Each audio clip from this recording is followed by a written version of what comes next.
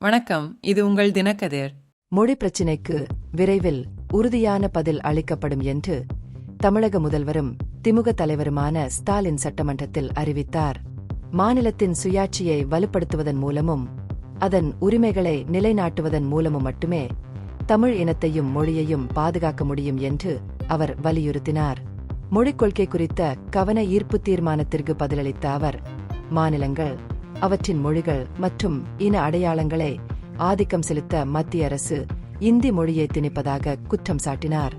இதற்கு முற்றுப்புள்ளி வைக்க வேண்டியதன் அவசியத்தை வலியுறுத்தி அத்தகைய திணிப்புகளை எதிர்ப்பதற்கான மாநிலத்தின் உறுதிப்பாட்டை மீண்டும் உறுதிப்படுத்தினார்.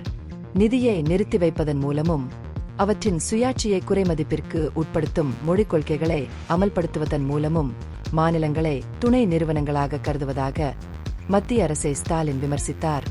இந்தியாவின் கூட்டாட்சி கட்டமைப்பை பாதுகாக்கவும் அதன் மொழியியல் அடையாளத்தை பாதுகாக்கவும் தமிழ்நாடு உறுதியான நடவடிக்கைகளை எடுக்க வேண்டும் என்று அவர் வாதிட்டார். பாஜக தவிர மாநிலத்தில் உள்ள அனைத்து அரசியல் கட்சிகளும் 6 தசாப்தங்களாக நடைமுறையில் உள்ள இருமொழிக் கொள்கையை ஆதரிப்பதாக அவர் குறிப்பிட்டார். பாஜக சட்டமன்ற உறுப்பினர்கள் கலந்து கொண்டாலும் மொழி திணிப்பு தொடர்பாக பிற கட்சிகளின் தலைவர்கள் கூறிய குற்றச்சாட்டுகளை அவர்கள் மறுக்கவில்லை.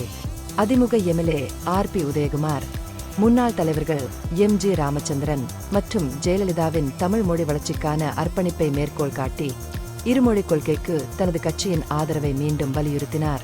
அதிமுக தலைவர் எடப்பாடி K. பழனிசாமியின் புதுதில்லி வருகை குறித்து குறிப்பிட்ட ஸ்டாலின், பாஜக தலைவர்களுடனான சந்திப்பின் போது மாநிலத்தின் நிலைப்பாட்டை வலியுறுத்துமாறு அவரை வலியுறுத்தினார். சமக்ர சிக்ஷா திட்டத்தின் கீழ் நிதி நிறுத்தப்பட்டதையும் அவர் கண்டித்தார். மத்திய அரசின் நிதி உதவிக்காக தமிழ்நாடு அதன் மொழி பெருமையை தியாகம் செய்யாது என்று வலியுறுத்தினார். அரசு திட்டங்கள் மற்றும் கொள்கைகள் மூலம் படிப்படியாக இந்தி திணிக்கப்படுவது குறித்து பல எம்எல்ஏக்கள் கவலை தெரிவித்தனர். மத்திய திட்டங்கள் அதிகளவில் இந்தியில் பெயரிடப்படுகின்றன என்றும் தமிழர்கள் அந்த மொழியை ஏற்றுக்கொள்ள வேண்டும் என்று நுட்பமாக நிபந்தனை விதிக்கின்றன என்றும் திமுக எம்எல்ஏ எழிலன் நாகநாதன் சுட்டிக்காட்டினார். விமான நிலையங்களில் தமிழ் எவ்வாறு புறக்கணிக்கப்படுகிறது என்பதை டிவிகேயின் T. வேல்முருகன் எடுத்துரைத்தார். மேலும் CBSE மற்றும் IB நிறுவனங்கள் உட்பட அனைத்து பள்ளிகளிலும் தெலுங்கு கற்றலை ஆந்திரா கட்டாயப்படுத்தியுள்ளது என்றும் குறிப்பிட்டார். தமிழுக்கும் இதே போன்ற நடவடிக்கைகளை செயல்படுத்துமாறு அவர் தமிழக அரசை வலியுறுத்தினார். மக்கள் தங்களுக்கு விருப்பமான மொழியை தேர்வு செய்ய சுதந்திரமாக இருக்க வேண்டிய நிலையில் தமிழ்நாட்டின் மீது இந்தியை திணிப்பதன் பின்னணியில் உள்ள நியாயத்தை காங்கிரஸ் எம்எல்ஏ K. செல்வப்பெருந்தகை கேள்வி எழுப்பினார். இந்த பகுப்பாய்வு நுண்ணறிவுள்ளதாக கண்டால் முக்கியமான அரசியல் முன்னேற்றங்கள் குறித்த கூடுதல் புதுப்பிப்புகளுக்கு லைக் செய்யவும், ஷேர் செய்யவும், சப்ஸ்கிரைப் செய்யும். இது உங்கள் தினக்கதிர். நன்றி.